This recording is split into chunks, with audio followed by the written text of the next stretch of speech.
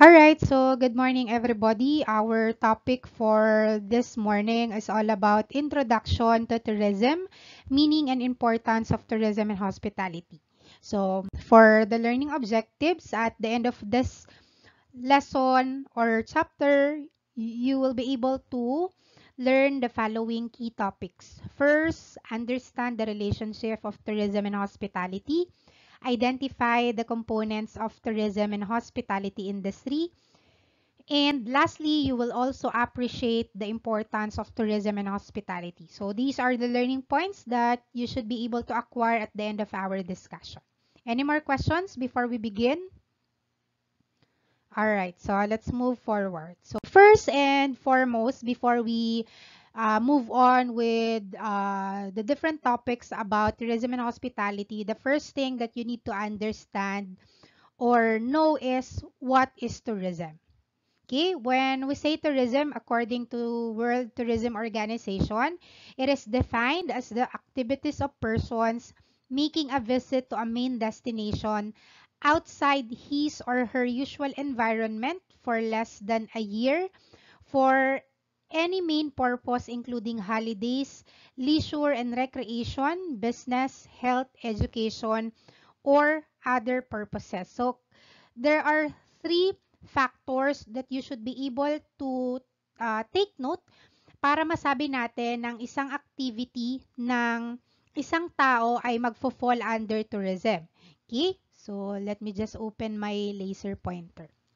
Okay? So, I already highlighted what are those three criteria. First, in order for us to identify the activity as a tourism activity, it should be the travel should be outside his her usual environment. So for example, I am residing in Cavite, okay, and I traveled to Cebu, okay, so pasok siya dun sa criteria because ang usual environment ko or yung aking ginagalawan sa araw-araw is Cavite. Since lumabas ako ng Cavite at nagpunta ako ng Cebu, okay, so we can consider that as tourism activity. However, so another criteria is less than a year. Okay? Meaning, uh, maximum of 365 days, we can consider the activity of a person sa labas ng kanyang usual environment for a maximum of 365 days but a minimum of 24 hours. So for example, nagpunta ako ng Cebu and nagstay ako doon for 3 months. Okay, we can consider that as tourism activity. If ang purpose ko sa pagpunta ko sa Cebu ay for example, vacation, magpahinga, about business, health, education, and other purposes. So that's what we call tourism. So ulitin ko class, there are three criteria in order for us to identify the activity as tourism based on the definition of the World Tourism Organization. Kailangan you are traveling outside your usual environment for less than a year or 365 days but a minimum of 24 hours and ang iyong purpose ay holiday, leisure, relaxation, and others. Okay? So that's what we call tourism. Moving forward, who is a tourist? So, sino ba yung mga tinatawag nating tourist? So, according to its definition, a person who travels and visit places for pleasure and interest outside his or her usual environment for a minimum of 24 hours but not more than 1 year. So, as mentioned kanina doon sa meaning ng tourism, so matatawag nating isang turista or tourist ang isang tao kapag nagta-travel siya or pumupunta siya sa iba't ibang lugar na nasa labas ng kanyang usual environment for a minimum of 24 hours pero hindi dapat lalampas ng isang taon o 365 days. So for example, I am residing in Cavite. I travel to Cebu. I stayed there for 3 months for leisure or for business. then mako-considered ako as a tourist or isang turista. Why? Because Cebu is not my usual environment. Nagstay ako doon ng 3 months, which is more than 24 hours siya, pero less than 1 year, and ang purpose ko ay for vacation. Okay, so ma'am, paano naman po kapag less than 24 hours po siya nagstay doon sa pinuntahan niyang destination? Tourist pa rin po ba yung tawag sa kanya? So, the answer is no. When you go to another place, pero hindi ka nagstay doon for a minimum of 1 day or 24 hours, ang magiging tawag sa'yo ay excursionist. Meaning, these are the people who travels less than 24 hours. So, for example, nakatira ako sa Cavite and nagkayakagan kami ng barkada ko na magpunta ng Enchanted Kingdom. Okay? And Enchanted Kingdom is located in Santa Rosa, Laguna. Okay, which is outside of Cavite. So, we can consider that as travel. However, nung pumunta kami sa Enchanted Kingdom, we went there from 8 a.m. to 8 p.m. Okay, so that's only 12 hours. Then, we can consider ourselves as excursionists, not tourists. Kasi hindi kami lumampas ng 24 hours. Okay, ma'am, what if nag-overnight po kami sa Laguna? Ano pong tawag sa amin? Tourist na. Okay, because umikot na, naging 24 hours na yung stay ninyo. Okay, so that's the difference between tourists and excursionists. Moving forward, what are the models of tourist behavior? So we have 3 models or categories of the behavior and preferences of people who are traveling. So these are those. First is allocentric traveler or tourist. The second one is the psychocentric tourist or traveler. And the third one is the mid-centric traveler or tourist. Okay, so isa-isahin natin yung pagkakaiba ng tatlo. Una, yung tinatawag nating allocentric traveler or tourist. When we say allocentric traveler, other terms sa kanya is the wanderers. Okay, bakit siya tinawag na wanderers? Because the characteristics of allocentric tourists are, first, ito yung mga tao or yung mga traveler na or who are seeking new experiences and adventure in a wide range of activities. Okay, gusto nila ng bago or palaging bago when it comes to traveling. Okay, they are fond of discovering new things. That's why they are being called as the wanderers. Second is, this people or this person is outgoing and self-confident in behavior. Meaning, they love to communicate with other people. They are very extrovert in nature. Okay, they want to communicate and mingle with a lot of people. They are very outgoing. Also, allocentric person prefers to fly and explore new and unusual areas before others do so. Okay, gusto nila yung mga hindi pa masyadong napupuntahan or wala silang idea ano ba yung pwede nilang makita on that places. Okay, so they seek for adrenaline rush. They seek for excitement. Okay? And lastly, they enjoy meeting people from foreign or different culture. So, itong mga allocentric tourists or the wanderers, these are the people who travel to unusual places. Okay? Hindi sila natatakot na makisalamuha sa iba't ibang tao because that's their taste of traveling. So, they also fond of exploring their cultures. So, for example, pumupunta sila sa iba't ibang liblib na lugar in order for them to check ano ba yung mga tourist attractions doon or destinations doon. Or for example, while browsing on their social media, may nakita silang isang island na interesado sila. So, they can book a ticket or book a flight and go there without fixed itinerary or fixed schedule. Okay, so those are the allocentric tourists. They wanders all the time. Okay. Next Next is the second one, yung tinatawag nating the psychocentric tourist, or yung other term dito is tinatawag nating the repeater.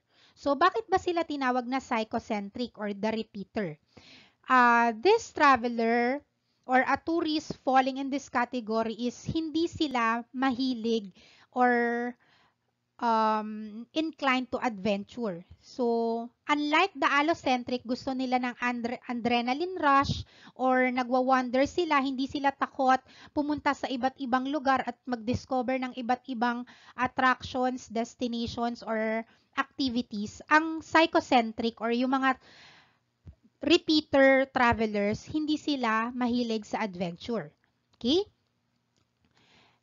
They prefer to travel with familiar destinations. Okay? Yung gusto nila na re-relax lang sila, chill lang sila, and bago sila pumunta sa lugar na yon, mini-make sure nila to check everything. And yung mga activity na gagawin nila doon ay na-research na nila ahead of time. Okay? Alam na nila kung ano yung ine-expect nila sa pupuntahan nila. They don't want activities na gugulatin ka or go with the flow. Gusto nila meron silang trail or sinusundan na activities. They want to be familiar dun sa lugar na pupuntahan nila. Okay, so in short, yung mga psychocentric travelers or tourists, they are mostly introvert person. Okay, hindi sila mahilig or madalas makimingle or makipag-communicate sa iba't ibang traveler na makakasalamuhan nila. They are very secluded on themselves. Okay? Next is the last one, yung tinatawag nating mid-centric or the combination. So meaning, ito yung mga traveler na nagfo-fall under or between allocentric and psychocentric type of people or traveler. This person who isn't exceptionally adventurous but still open to new experiences. Di ba meron naman ganong time na minsan gusto nating makasalamuha sa tao, minsan naman gusto natin na nagta-travel tayo na tayo lang or walang kakausap sa atin. So, depende kung ano yung mood natin. So, ang tawag doon is mid-centric, meaning pwede kang pang-adventure, pwede ka ring sa mga chill na activities lang. Okay? Mid-centric. So, those are the three behavior of travelers. Okay? Moving forward, there are different types of tourism. These are those. First is the domestic tourism, the inbound tourism, and the outbound tourism. So, let's differentiate the three types of tourism. First is what we call the domestic tourism. So, as you can see on the map, which I will explain, when we say domestic tourism class, it comprises the activities of residents traveling the countries and outside of their home. Meaning, magta-travel ka lang or magmo-move ka lang from your usual environment going to the other places inside your country. Yun yung tinatawag nating domestic tourism. So, for example, Philippines, and then nakatira ka sa Cavite. Yun yung usual environment mo. And then, you're going to travel to Palawan. Okay? So, domestic tourism yung tawag natin doon. Why?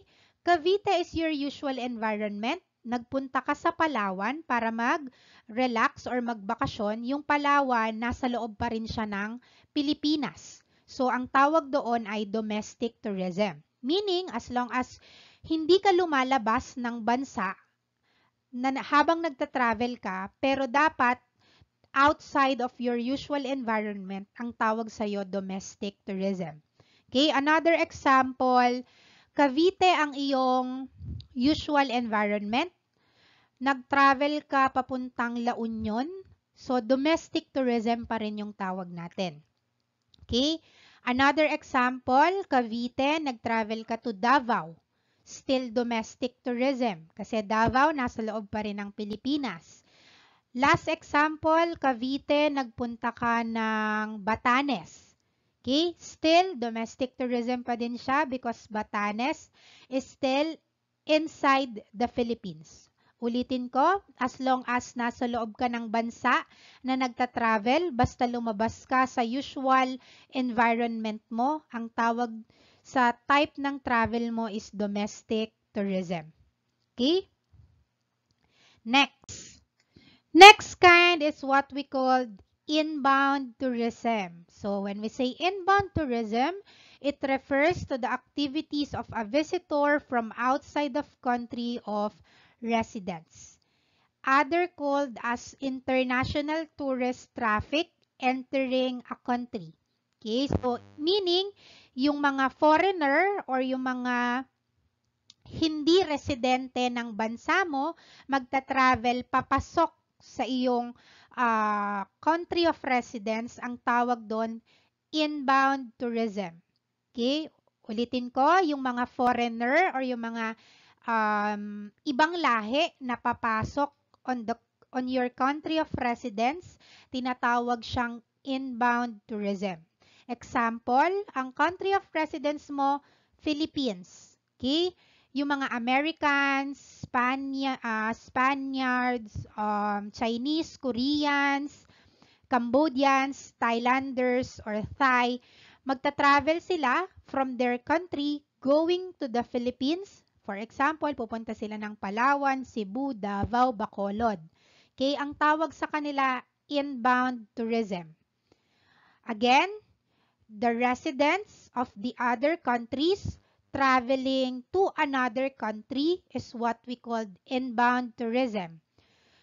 American, magta-travel to the Philippines, inbound tourism. Koreans, Chinese, magta-travel sa Philippines, inbound tourism yung tawag natin. Okay? Moving forward is the outbound tourism. Yung outbound tourism naman, class, it comprises the activities of residents of a given country traveling to and staying places outside their usual country of residence. So meaning, yung mga residente ng isang bansa, lalabas sila dun sa bansa nila, magta-travel sila sa ibang bansa, ang tawag sa kanila, outbound tourism. Okay, for example, ikaw, nakatira ka sa Pilipinas, magta-travel ka to Hong Kong or pupunta ka ng Singapore, pupunta ka ng Malaysia, Cambodia, Thailand, lalabas ka ng Pilipinas. Ang tawag sa'yo or sa activity na gagawin mo, outbound tourism. Basta class, ang purpose dapat travel, relaxation, leisure, and other purposes nang hindi lalampas sa 365 days pero dapat minimum of 24 hours. Okay? Those three criteria dapat nandun siya sa domestic, inbound, and outbound tourism activities. Okay? So those are the three types of tourism activities. Moving forward, these are the characteristics of tourism and hospitality. Okay? Ano ba yung kabuuan or paano ba natin madidescribe ang industry natin or ang sector na ito? These are those. First is tourism and hospitality sector is intangible or intangibility, inseparability, perishability, and variability. Okay, so isa-isahin natin. When we say intangibility, according to its definition, class, when we say intangible, basically, service is those things that hindi natin siya nakikita, na lalasahan, naririnig, or naaamoy. Okay, bago natin ma-receive yung service na binibigay sa atin ng mga tourism or hospitality professional. Meaning, intangible siya, nararamdaman lang natin siya. Okay, so for example, you give exceptional service to your guest sa hotel. Okay, hindi mo naman masasabi na, ay nahawakan ko yung good service, magaspang siya. Hindi, but you only feel it. Okay? Maipapakita mo lang ito through your service. Okay? If maganda yung serbisyo mo, maganda yung pinakita mo sa kanya na performance during his or her stay on the hotel or during your flight, then intangible siya. Okay? Service. Hindi siya nahahawakan, hindi siya natitikman, hindi siya naririnig, hindi siya nakikita. But mame-measure lang natin siya pag na-receive na natin siya. Intangible. Hindi siya nahahawakan. Okay? Next, inseparability. When we say inseparability, hindi nahihiwalay or napaghihiwalay. So, meaning, at the time of the guest service in the hospitality industry, generally, the service staffs perform as an actor on the stage. It requires high skill for handling the equipment to give tangible services. Hence, service can't be split from the service providers. Okay? Meaning, class, hindi siya napaghihiwalay. Ang ibig sabihin nito, class, in order for you to offer good service or quality service to your guests, kailangan highly skilled ka. For example, you are a bartender and you want to give an excellent taste of liquor to your guests. Hindi ka naman makakapagbigay ng magandang service to your guests if you do not know the proper way of mixing liquors. Okay? That's what we call inseparability. Hindi natin pwedeng paghiwalayin yung serbisyo natin and yung mga bagay na sineserve natin sa guest natin. Because in order for us to give quality service, kailangan excellent din or highly skilled din tayo dun sa ginagawa natin. For example, you are applying for being a cabin crew. Okay? However, sobrang labo nung mata mo or hindi mo na makita yung tao sa harap mo kahit sobrang lapit niya pa. So how are you going to give good service to your guests during your flight if yung eyesight mo is sobrang poor na? Hindi mo siya kinokorek.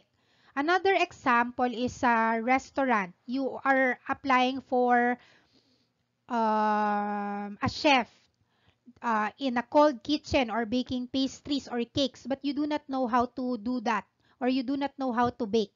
So how are you going to create or how are you going to make breads or cakes if you can't do that techniques or you can't do baking? That's what we call inseparability.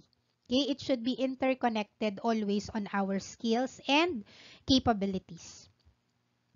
Next is perishability. When we say perishability, mabilis siyang mag-deteriorate or sa mga gulay, mabulok or hindi mo na mapapakinabangan once na nasayang siya or pinroduce mo siya. For example, sa hotel,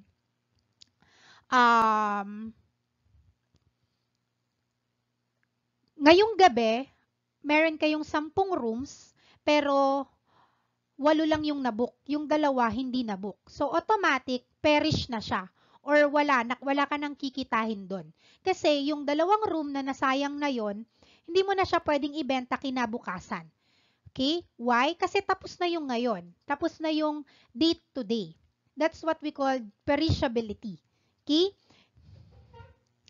The products and services in the tourism and travel industry are being availed as they are produced. Ibig sabihin, on the spot, once pinroduce siya, kailangan mabili na siya or maibenta na siya. Because failure to do that, loss of income or loss of generating money na yon sa business. Okay? Another example ng perishability, booking of flights. There are 100 flights available today. Pero 70 lang yung nabenta mong seats. Yung 30 doon, so loss na yon. Perish na, tanggal na. Because you cannot sell it for tomorrow. Okay? Pwede ba yon na ngayon yung flight, pero yung slot ibebenta mo pa bukas? Wala na siya. So you need to change the dates already. Okay? That's what we call perishability.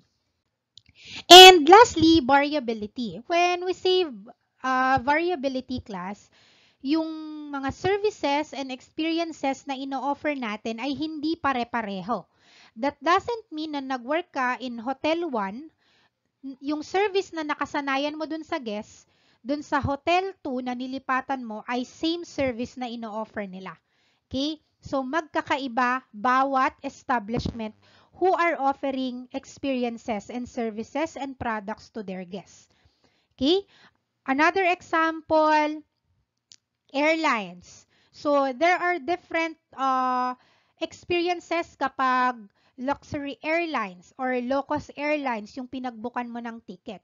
That's what we call variability. There are differences or variety on the level of service and products that we are offering on our customer.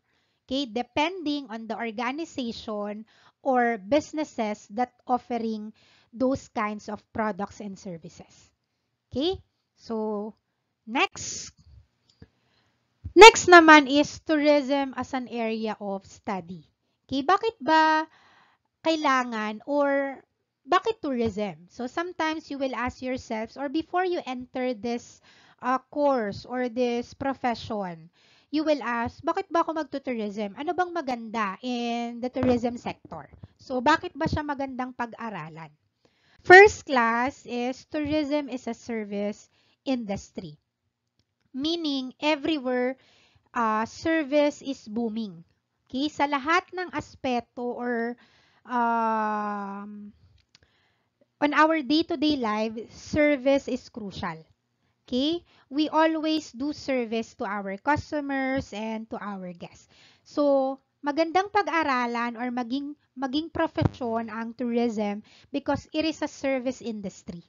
You have or by studying tourism, you position yourself right in every center of the service, whether in the restaurant, in a hotel, in an airlines, because this is a human-to-human industry.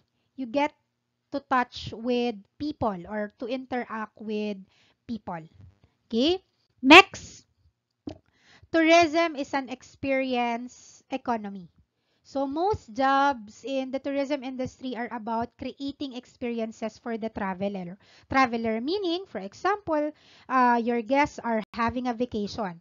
What we do as a tourism professional, for example, you are working in an airline as a cabin crew. So, syempre, they are booking their tickets. You're going to give them relaxation, comfort, security, and safety while they are flying above sea level. We give them experience. Okay, we inculcate memorable activities to them through through activities na binibigay natin. For example, yung mga for example, nag-travel sila sa Palawan and they book island hopping. So, they get the experience to move from one island to another by giving experiences to them. Next, every day is different. So, this is very true, class. In the hospitality and tourism industry, hindi siya cycle or redundant yung ginagawa natin. Why? Because hindi naman paperworks lang yung ginagawa natin. Okay? Everyday pwede tayo makasalamuhan ng iba't ibang customer, ng iba't ibang kliyente, or ng iba't ibang guests. And itong mga taong to, may iba't iba silang kagustuhan or needs and wants, preferences. That's why, sa bawat araw na papasok ka sa trabaho mo, iba't iba yung mga scenario na ma-encounter mo. And for that, sometimes it is challenging, sometimes it will give you lessons and it will teach you more knowledge on how the industry is working. Okay? Next. Tourism is growing. Yes. Yes, we cannot deny the fact that we freeze for some time during the pandemic. However, we also see during that time na sobrang laking impact ng tourism in the economy of our country. Okay? And we are very aware na people loves traveling. people love vacation or going from different places or destinations. So tourism is growing, right? Kasi there are a lot of people who are suffering to anxiety, mental health problem, and they want to tawag dito, mag-unwind or mag-relax. Okay? There are a lot of tourism activities that are booming right now. Okay?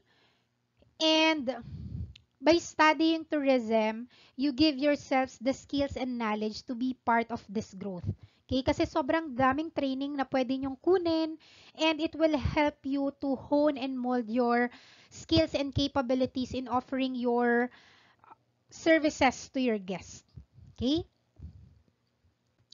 Next, tourism is local. So, yes, tourism is growing and it is a global industry. Buong mundo siya. However, we can also consider it as local. Meaning, may maraming negosyo na maliliit or medium-sized company, yung mga SME na umaasa sa turismo. Katulad na lang yung mga nagbebenta ng souvenirs sa mga tourist destinations such as Boracay, when you go to Ilocos, or when you go to Baguio. Another is, it contribute to the local community kasi nakakatulong to sa kanila in order for them to earn money for their living. Yung mga tour guides, 'di ba? Sila yung nagsisilbing guide natin when we are going to unusual places. For example, when you go to Sagada, there are tour guides there who will offer their services to you.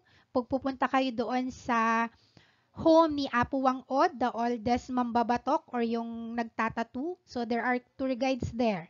Another example is Apu Wang-od is itself. We can consider her as a local in that community. Okay, so ang nagiging kabuhayan nila or yung nagiging attraction doon sa kanilang community is sila mismo because they are offering their services. Okay? Next, you get to travel. So this is one of the perks of working in the tourism sector, especially when you work in a side of tourism that requires traveling. So imagine you get to travel from different places while working.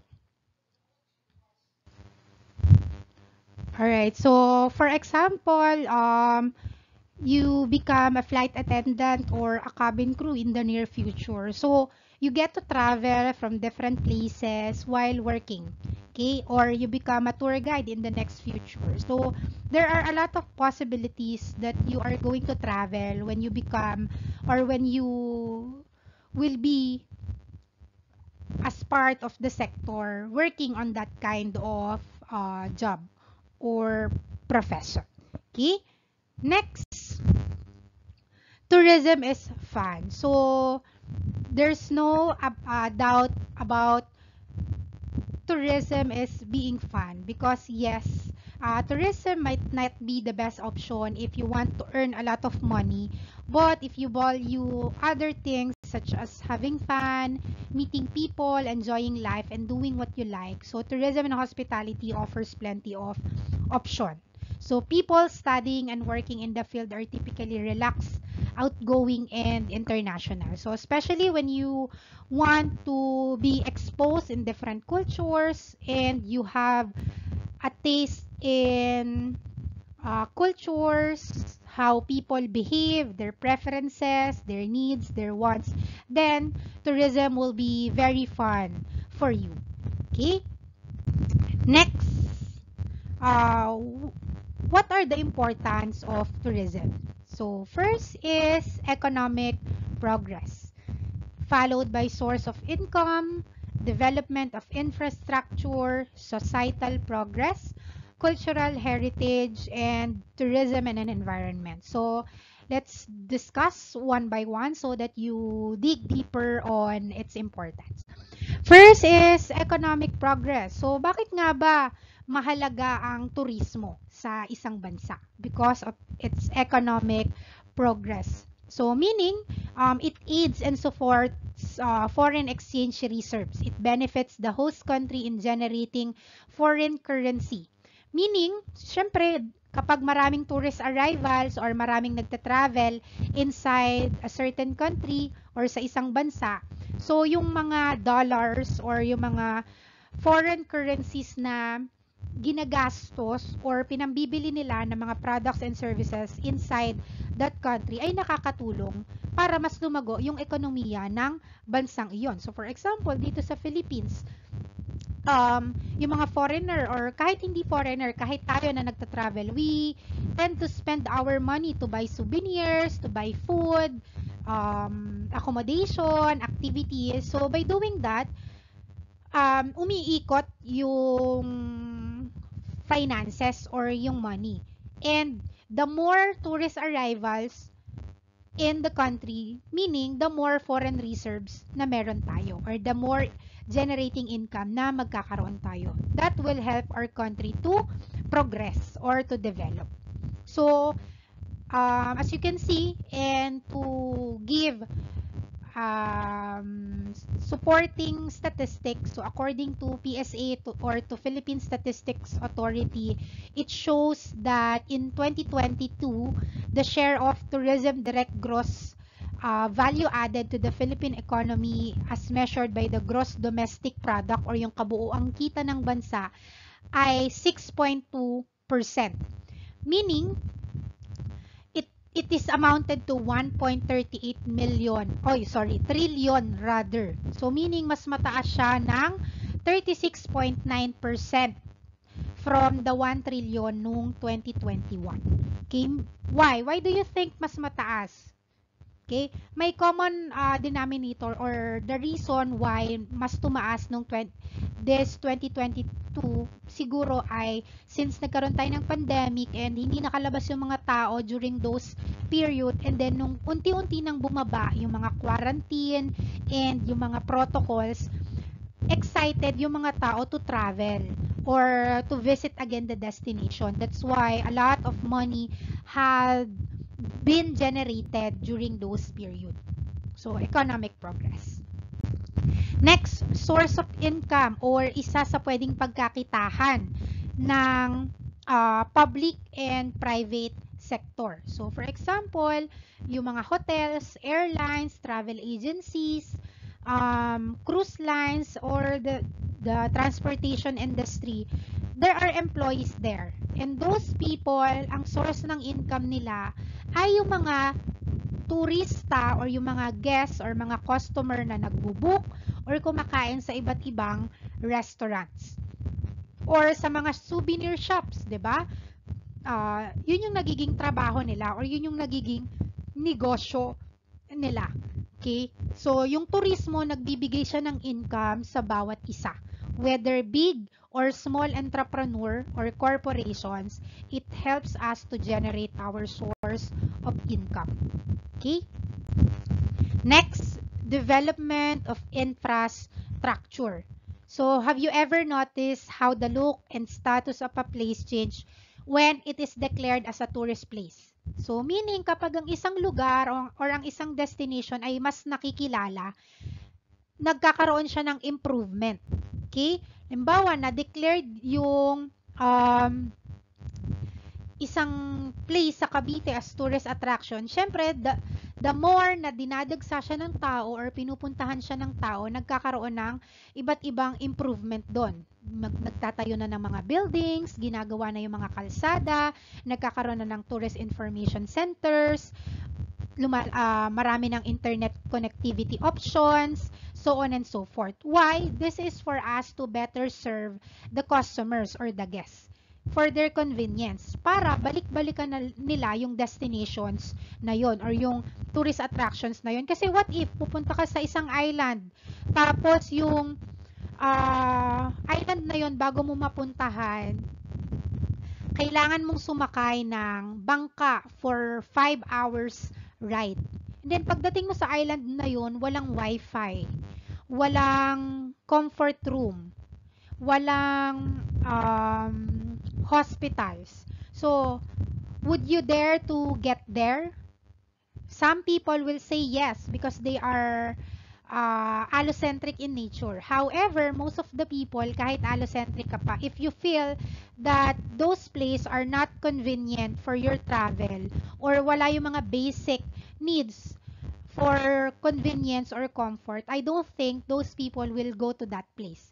Or kung halimbawa, yung place na yon ay na-declared as a tourist attraction, okay, but walang transportation, kailangan mo pang mag-arkila ng isang helicopter bago makapunta doon. So, hindi siya pupuntahan ng karamihan. Only few people will get there. But if the infrastructures will improve, there are a lot of connectivity, there are a lot of transportation, then people will coming back to that destinations. Next, societal progress. When we say societal progress, class, it is a method for cultural exchange. Meaning, mas nagiging aware or mas nagiging open tayo sa kultura or paniniwala ng iba't ibang tawag dito, ng iba't ibang grupo or ng iba't ibang ethnicity.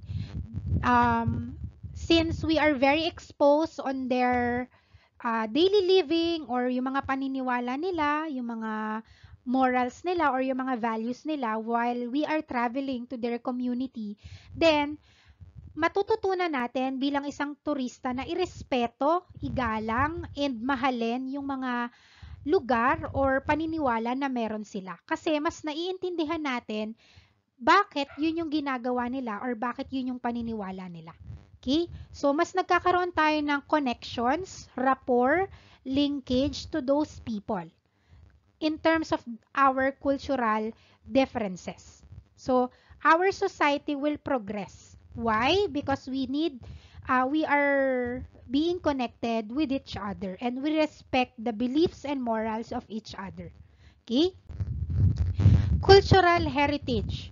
So, when we say cultural heritage, it explains the beauty, the art, the history, the culture, and the difference of people from one place to another. So, for example, we tend to travel from different places and they are speaking different languages or they are wearing different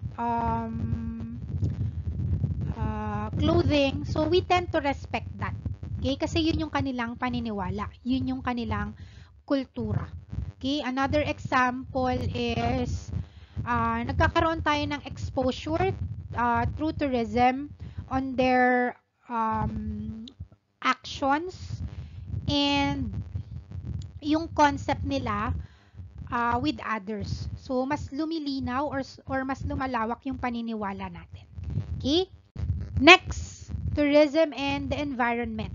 So, tourism has spillover benefits such as preservation of environment, which covers up an area of historical sites and cultural values. The PATA or the Pacific Asia Travel Association and the World Tourism Organization have laid down laws for its preservation and conservation. So, kailangan nating maintindihan at malaman na ang main asset or ang main product ng tourism industry ay ang mga natural na yaman na meron tayo sa bansa or sa iba't ibang lugar.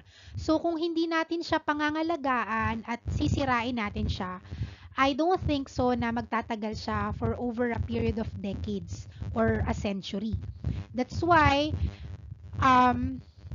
nagkaroon ng iba't ibang rules and regulations, nagpasa ng iba't ibang batas na mangangalaga or magpoprotekta sa mga yaman or attractions na meron ng iba't ibang lugar para yung mga future generations ay maabutan pa siya at makita pa yung iba't ibang tourism attractions. Okay? Okay, so next is what are the sectors of tourism and hospitality? First is the food and beverage sector or the F&B sector. So, dito babagsak yung mga restaurants, coffee shops, dinings, so on and so forth. Next is the travel and tourism sector. So, magfo-fall dito yung mga travel agency, mga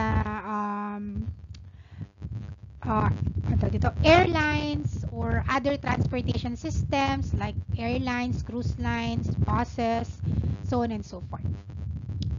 Next is lodging or yung mga accommodation sector like hotel, motels, Airbnbs, bed and breakfast, penthouse, so on and so forth.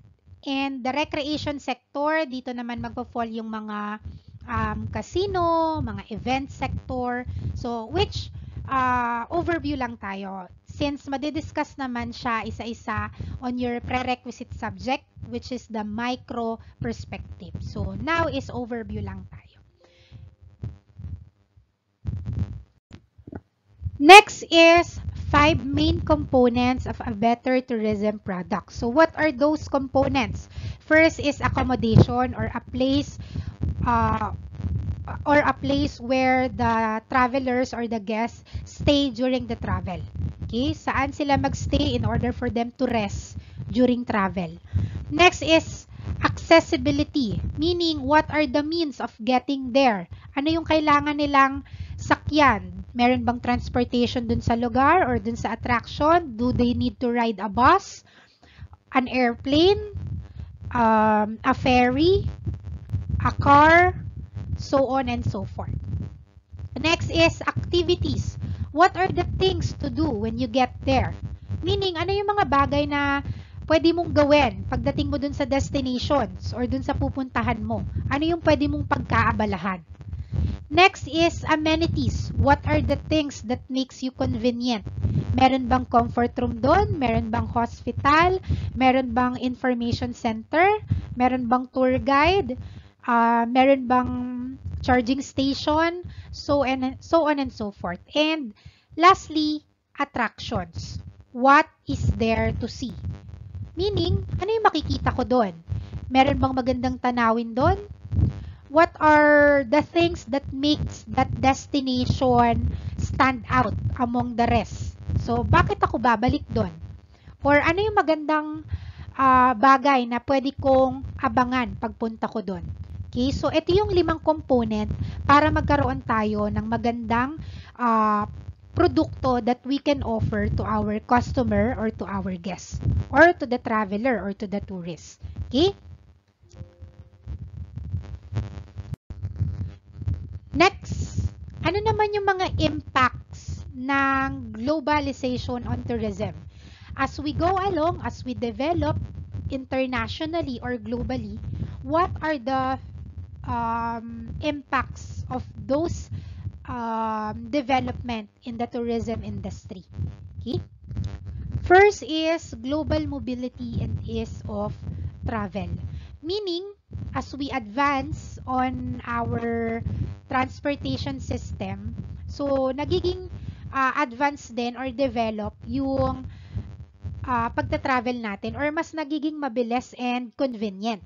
So, nakakapag-travel na tayo anytime we want because we have a lot of inventions and innovations when it comes to transportation system or traveling from one place to another. So, for example, yung aircraft na Boeing 787 Dreamliner. So, nag-offer na siya ng long-haul travel. When we say long-haul travel, konti lang yung connecting flights. So, diretso yung travel o malayuan.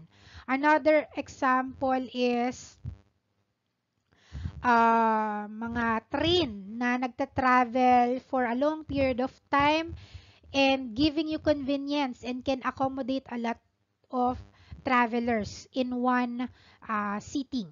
So, meaning, mas napapadali na yung pagta-travel natin because we can easily access the destination through innovations of different transportation system. Next, population and demographic trends. So, when we say population and demographic trends, yung mga tao or yung mga traveler nowadays, mas dumarami na yung mga percentage ng mga tao na mahilig mag-travel. So, And another example or explanation of population and demographic trends is nag-iiba yung mga taste and preferences ng mga turista according to their social status, to their age, to their gender. So, yung mga bata or yung mga kabataan, mas adventurous sila. That's why yung mga business people in the tourism world, kailangan nilang mag-customize ng mga activities for the youth or yung mga travelers na mahilig sa adventure.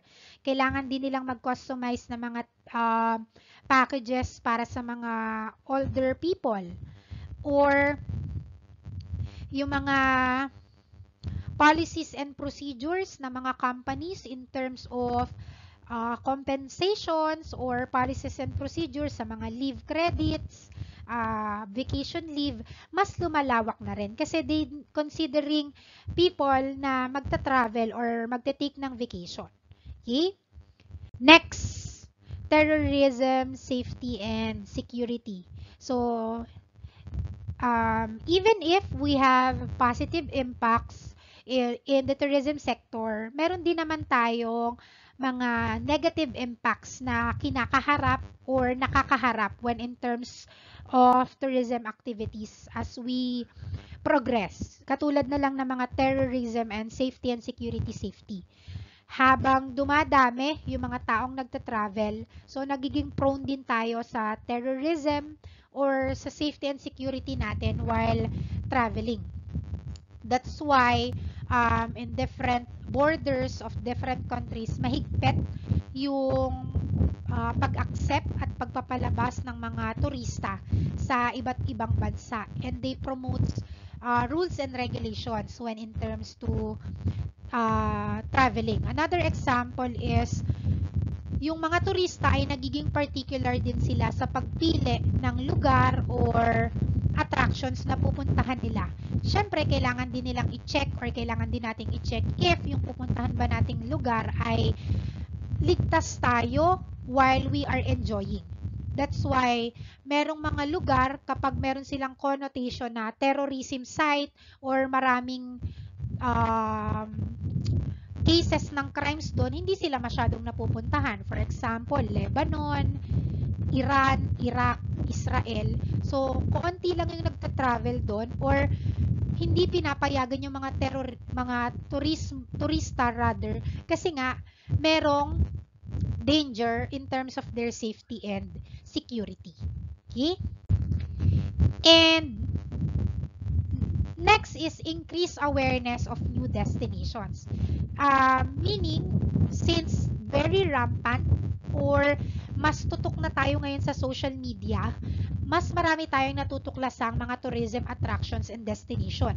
In one click of our fingers, yung mga video na ina-upload natin on our social media account, especially yung mga Instagrammable coffee shop, Instagrammable attractions or places na catchy sa mata natin, mabilis nating nalalaman or kumakalat. So, mas nagiging aware tayo sa iba't ibang activities or destination through our social media accounts. Unlike before na hindi naman tayo or hindi naman develop yung social media. Bago natin malaman, ay maganda pala doon, kailangan meron munang mag-travel and bumalik doon sa home residence niya or home of residence niya and ikalat through word of mouth. But nowadays, through globalization of tourism and through social media pages, coffee, Instagrammable, mura, maganda, masarap, or madaming attraction doon.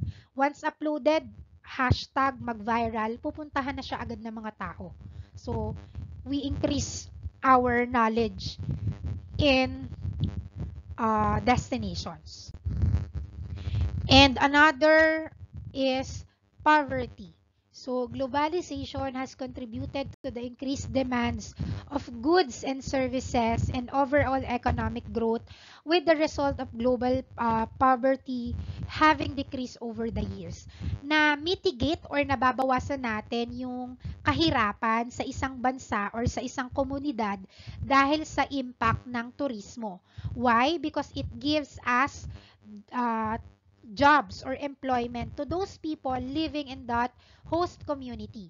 Okay, nagkakaroon sila ng trabaho, and kapag meron turista or merong turismo sa isang lugar na yon, maraming nagpupuntang turista. Pag maraming turista, nagkakaroon ng trabaho. Pag maraming trabaho, yung mga host community doon, kumikita sila or nagkakaroon sila ng kabuhayan. Pag meron silang kabuhayan, then nasusustain nila yung mga needs nila for survival. Or if magaling silang mag-manage ng finances nila, then mas lumalawak pa yung kanilang reach or mas dumadami pa yung finances nila through tourism activities or through tourism employment. So, that's why tourism activities helps the global problems in terms of poverty. Okay, so these are the positive and some of the negative impacts of tourism globally. And that's the end of our chapter 1.